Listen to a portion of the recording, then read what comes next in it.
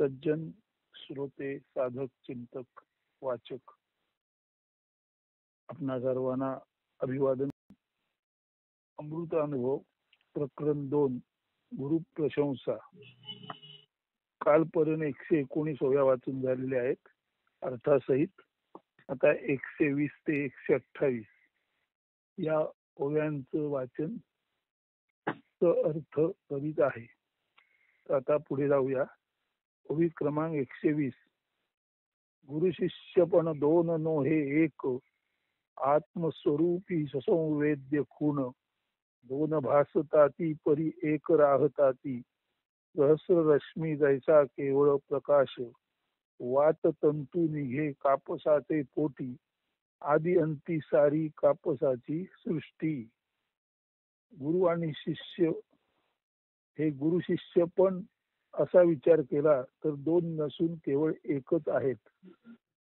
गुरु शिष्य पण ज्ञान पातळीला आत्मस्वरूपाचं ज्ञान पुरवणारी ससंवेद्य खून, स्वतःच स्वतःला जाणणारी ज्ञानरूपी खून म्हणजे ससंवेद्य खून, असं आत्मस्वरूपी गुरु शिष्यपणाचं एकत्व असतं.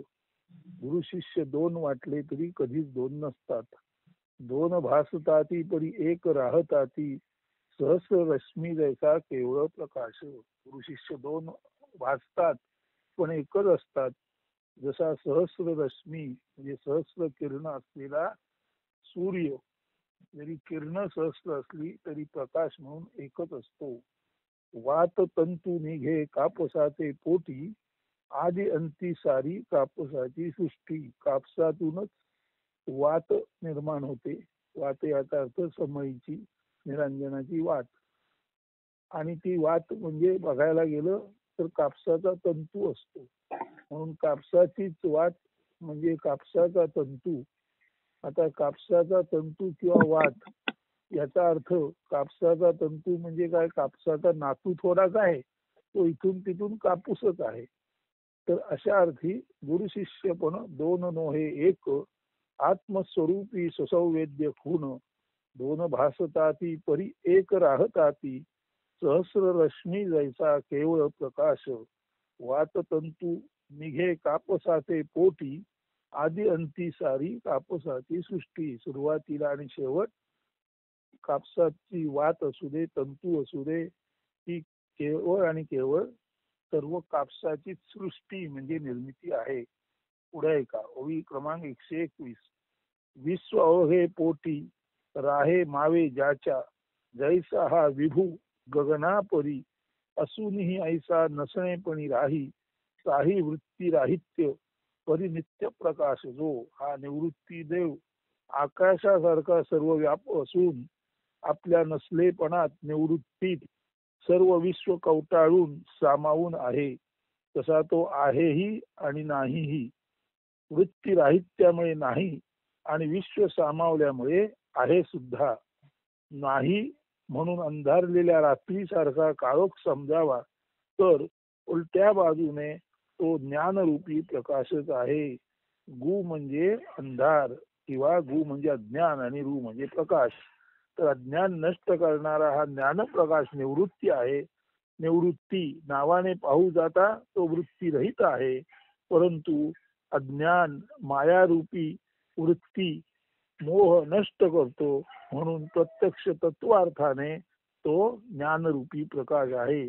निवृत्ती शब्दात अंधार स्थगिती सुचवलेली आहे, पण त्याच वेळेला तो लोकांना ज्ञान देतो, त्यांचा ज्ञान नष्ट करतो. म्हणून एका बाजूने नावात अंधार वाटला तरी प्रत्यक्ष कृतीमध्ये तो प्रकाश देणारा आहे. अशा अर्थी विश्व अवघे पोटी राहे मावे ज्याच्या, जैसा हा विभू गगनापरी. असूनही ऐसा नसणेपणी राही, काही वृत्ती राहित्य परी नित्य प्रकाश. जो संपूर्ण विश्व ज्याच्या पोटात राहतो असा हा आहे. जैसा हा विभू गगनापरी म्हणजे गगन जसं सर्व व्यापक आहे, तसं सर्व विश्व आपल्या पोटात सामावून राहणारा असा हा विभू सर्व व्यापक निवृत्ती आहे. बरं असा तो आहे म्हणावा तर असूनही ऐसा नसणेपणी राही. सर्व विश्व ज्याच्या पोटात सामावला आहे असा हा गगनासारखा सर्व व्यापक निवृत्ती आहे. आणि तो सर्व व्यापक आहे म्हणावा तर वृत्ती राहित्यामुळे, त्याच्याजवळ कुठलीच वृत्ती नसल्यामुळे तो आहे म्हणावा तर नसतोही, आणि नाही म्हणावा तर असतोही. नाही म्हणून त्याला अंधार समजावा तर प्रत्यक्षात ज्ञान मोह विमोह रूपी अज्ञान नष्ट करणारा तो प्रकाशी आहे. म्हणजे सर्व सामावणारा निवृत्ती आहे. बरं सामावणारा आहे म्हणून आहे म्हणावा तर वृत्ती राहित्यामुळे तो नाही आहे. तो नाही म्हणावा त्याला अंधार म्हणावा, त्याला अज्ञान म्हणावं तर तो नसून सुद्धा मायारूपी अज्ञान इतरांचं तो नष्ट करतो म्हणून तो प्रकाशी आहे. एकाच वेळेला निवृत्ती आहे आणि नाही, एकाच वेळेला तो नसल्यासारखा वाटतो पण त्याच वेळेला दुसऱ्यांना ज्ञान रूपी प्रकाश तो देतो. असं हे निवृत्तीचं विलक्षण असणे पण त्याची प्रशंसा करताना ज्ञानेश्वर माऊली वर्णन करीत आहेत. ओवी क्रमांक 122. जलपूर्ण सागर स्वयंपूर्ण स्वठाई तरी नित्य सरिता त्याते येती मिळती. जलाने असे जरी संपृक्त तरी नित्य नव जले त्याने ना उतू जाये. पूर्ण असूनही सतत साही जलभार भरलेला रिता एके वेळी तैसा निवृत्ती देव असे नसे वृत्ती निवृत्ती खेळ एकमेळ. जलपूर्ण सागर स्वयंपूर्ण स्वठाई. जलाने भरलेला सागर स्वतःच्या ठाई परिपूर्ण असतो. तरी नित्य सरिता त्याते येती मिळती. तरी सुद्धा सतत सरिता म्हणजे नद्या येतात आणि त्यांचं पाणी समुद्रात जातं. जलाने जरी असे संपृक्त तरी नित्य नव जले त्याने ना उतू जाये. तो जलाने पूर्ण भरलेला असतो तरी सुद्धा नद्यांचं नवीन नवीन पाणी सतत त्याला येऊन मिळतं. आणि पूर्ण भरलेला असून सुद्धा जरी नद्यांचं अधिक पाणी आलं तरी सुद्धा हा भरलेला सागर नवीन आलेल्या पाण्यामुळे कधीच उतू जात नाही. सागर भरलेला आहे म्हटल्यानंतर नव्याने येणाऱ्या पाणीमुळे भांड्यात पाणी राहत नाही म्हणून पाणी उतू जातं. भांड्यात दूध राहत नाही म्हणून दूध जसं उतू जातं तसं भरलेला हा सागर नवीन पाणी आलं तर वास्तवात तो उतू जायला पाहिजे पाण्याने. परंतु कितीही पाणी आलं तरी आपल्या पोटात तो घेतो. भरलेला असून सुद्धा नवीन पाणी जरी त्याच्यात आलं तरी त्याच्यातून पाणी बाहेर फेकलं जात नाही, उतू जात नाही. असा सागर स्वतः ठाई पूर्ण असून सुद्धा सतत त्याला नद्यांचं पाणी मिळालं तरी सुद्धा तो भरलेला सागर कितीही पाणी आलं तरी उतू जात नाही. असं हे जे सागराचं वैशिष्ट्य आहे ते इथे सांगितलेलं आहे. म्हणजे सागर भरलेला पण असतो आणि भरलेला म्हणावा आणि अधिक पाणी आलं तर तो उतूही जात नाही. त्या अर्थी पाणी उतू जात नाही, पाणी त्यात मावतं. त्या अर्थी सागर रिता असतो, रिकामा असतो म्हणूनच त्यात पाणी मावतं. बरं असं म्हणावं पाणी जर त्यात आलं नाही तरी सुद्धा सागर पाण्याने भरलेलाच असतो. तैसा निवृत्ती देव असे नसे वृत्ती निवृत्ती खेळ एकमेळ. तसाच निवृत्ती देव बघायला गेलं तर निवृत्तीने म्हणजे पूर्ण स्थगितीने भरलेला आहे. परंतु हा जो स्थगितीने भरलेला निवृत्ती देव आहे तो इतरांची वृत्ती नष्ट करण्यासाठी ज्ञान प्रकाश रूपे वृत्तीवर येतो. म्हणजे वृत्ती राहित्य असूनही इतरांना निवृत्त करण्यासाठी हाच निवृत्ती ज्ञानवृत्तीमय होतो आणि इतरांचं अज्ञान नष्ट करतो. म्हणून सागरात पाणी आहे, तो भरलेला आहे. नद्या आल्या तरी भरलेला सागर असून सुद्धा तो उतू जात नाही. ज्या अर्थी नद्या येऊन मिळतात त्या अर्थी तो रिता पण आहे. आणि ज्या अर्थी नद्या किती आल्या किती न आल्या तरी सुद्धा सागर पाण्याने भरलेला आहे. सागर पाण्याने स्वतःच्या ठाई पूर्णपणे भरलेलाच आहे. तरी सुद्धा कितीही नद्या आल्या तरी ते पाणी त्याच्यात मावतं ते पाणी उतू जात नाही. पाणी उतू जात नाही अशा अर्थी सागर रिकामा आहे.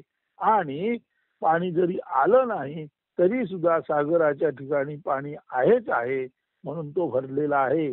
तसाच निवृत्ती देव स्वतःच्या बाजूने पाहताना वृत्ती नसलेला निवृत्त म्हणजे रिकामा आहे. परंतु लोकांचा ज्ञान माया मोह अंधकार नष्ट करण्यासाठी हाच वृत्ती नसलेला निवृत्ती ज्ञानवृत्तीने जागा होतो आणि लोकांचं अज्ञान नष्ट करतो. म्हणून सागर एकाच वेळी भरलेला आणि रिकामा असतो.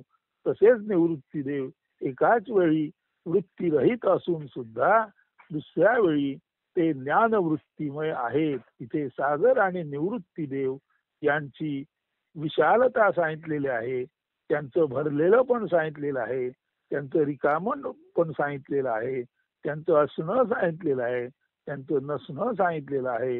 असं असूनही नसणे, नसूनही असणे, असं हे सागराचं आणि निवृत्ती देवांचं मधुर साम्य जे आहे ते ज्ञानेश्वर माऊली आपल्या गुरुचे एक अद्वितीयत्व सांगताना अत्यंत रसाळ आणि मधाळ भाषेत सांगत आहेत.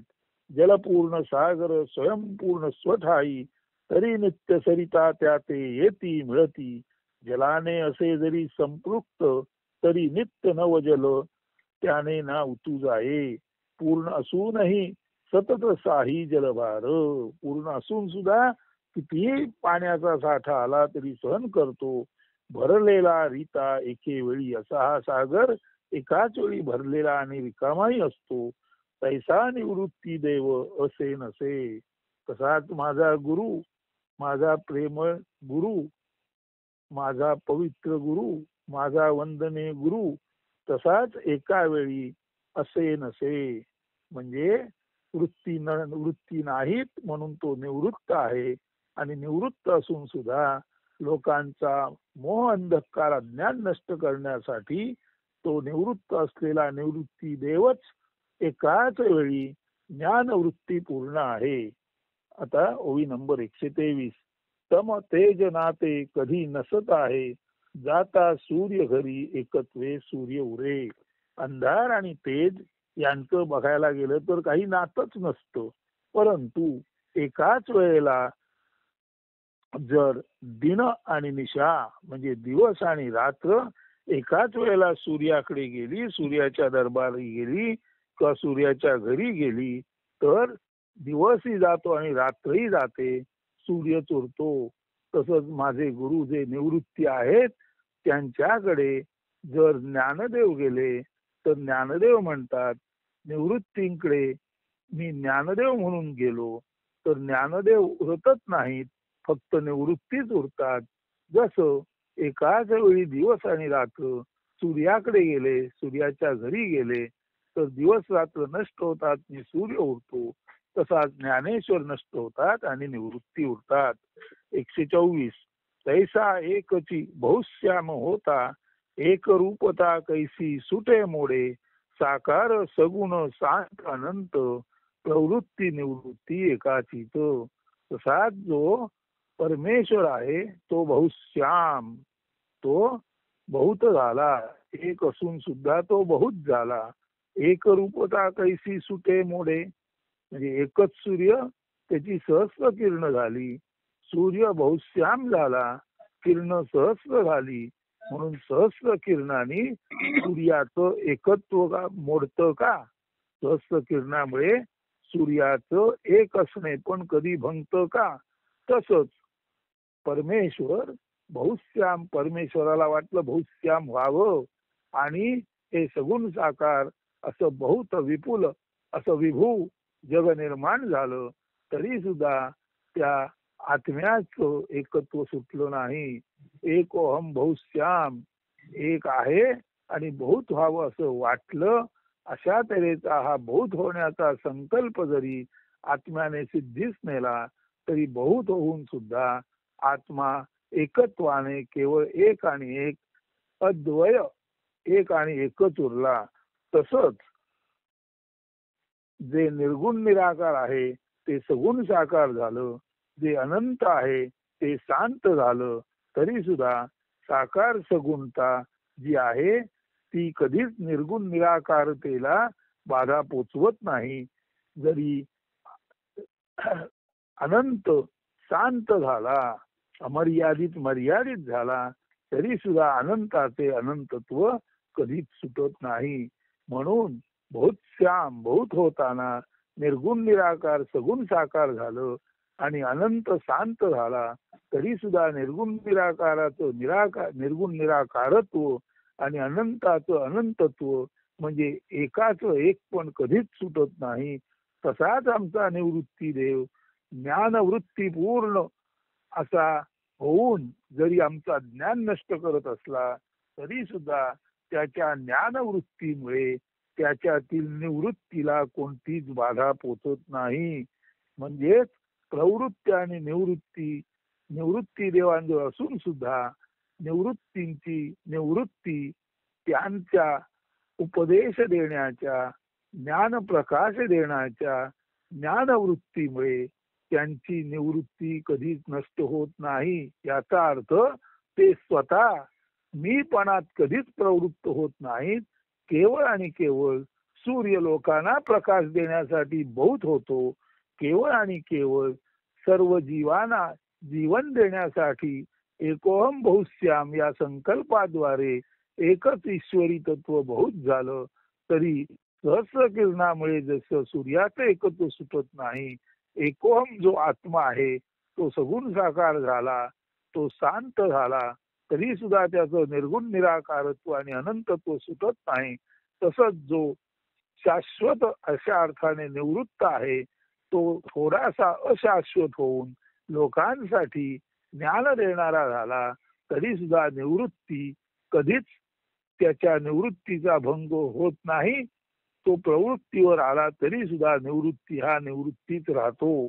म्हणून तैसा एकची बहुश्याम होता, एक रूपता कैसी सुटे मोडे, साकार सगुण शांत अनंत, प्रवृत्ती निवृत्ती एकाचीच. एकाच आत्म्याची प्रवृत्ती निवृत्ती आहे, एकाच निर्गुण निराकाराचं सगुण साकारत्व आहे आणि एकाच अनंताचं शांतत्व आहे. तरी सुद्धा एकाच एक पण कधीच मोडत नाही.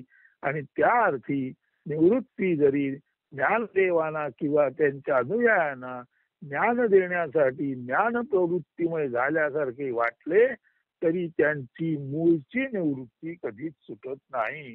ओवी क्रमांक 125.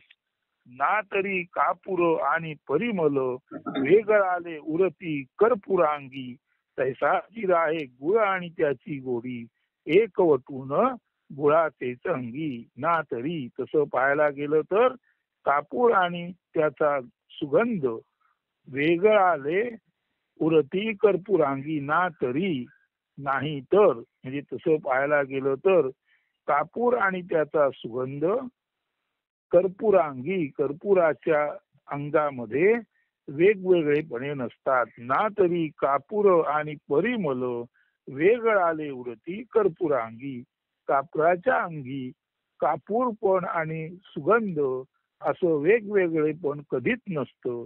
तैसाची राही गुळ आणि त्याची गोडी. त्याच पद्धतीने गुळ आणि त्याची गोडी एकाच गुळाच्या अंगी राहतात. कापूर आणि त्याचा परिमल एकाच कापराच्या अंगी राहतो.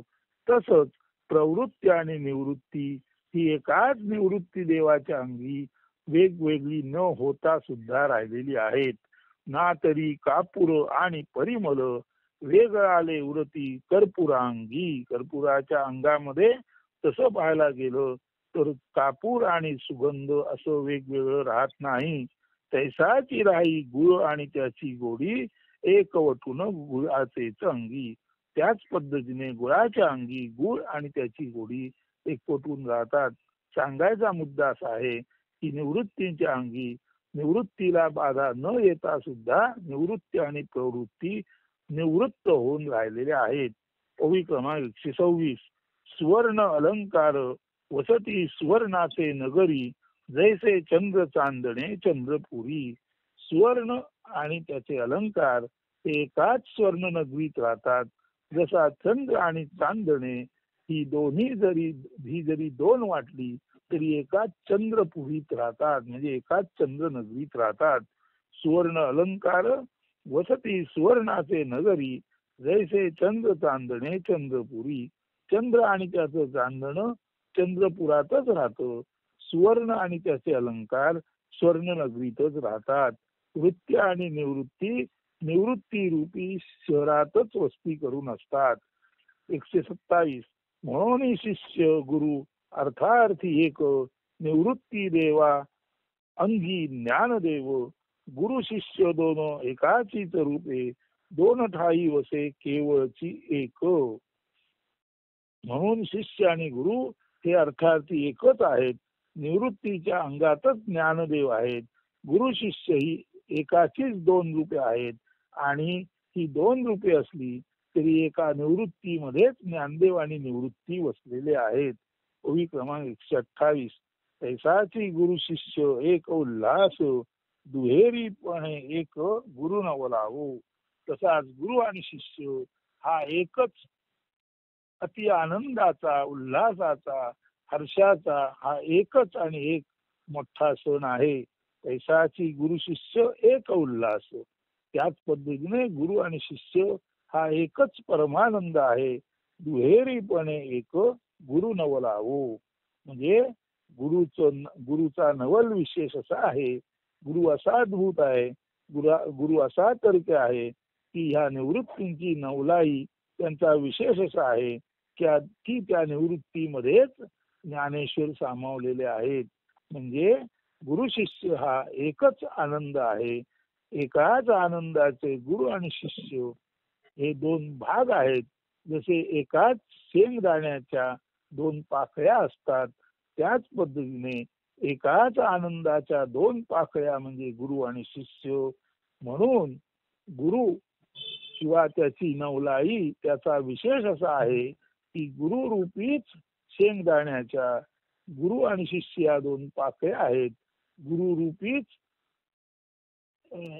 एका वस्तूचं गुरु आणि शिष्य हे द्विदलत्व आहे.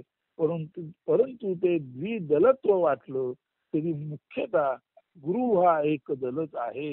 निवृत्ती हा एकदल असून सुद्धा शिष्य रूपाने ज्ञानेश्वर असा दुसरा भाव तिथे प्रकट झाला. गुरु शिष्य भाव हा द्विदलाचा भाव असला तरी गुरु म्हणून एकच आहे. शेंगदाण्याचे जरी दोन भाग असले तरी सुद्धा शेंगदाणा हा एकदलच आहे. तैसाच गुरु आणि शिष्य हे द्विदल वाटले तरी आनंदाच्या पातळीला तो एक अखंड परमानंद आहे. तैसाची गुरु शिष्य एक उल्हास, दुहेरीपणे एक गुरु नवलावो. तेव्हा दुहेरीपणे वाटणारा एकच हा गुरुरूप विशेष आहे. दुहेरीपणे वाटणारी ही एकच एक गुरुची नवलाई आहे. गुरु शिष्य दोन वाटले तरी गुरु रूपे एकच नवल विशेष सर्वत्र प्रकाशित आहे. अस्तु. आज आपण 128 ओव्यांपर्यंत आलो. पुढील निरूपण उद्याच्या भागात. सर्वांना शुभ दिन, शुभेच्छा. अस्तु. धन्यवाद.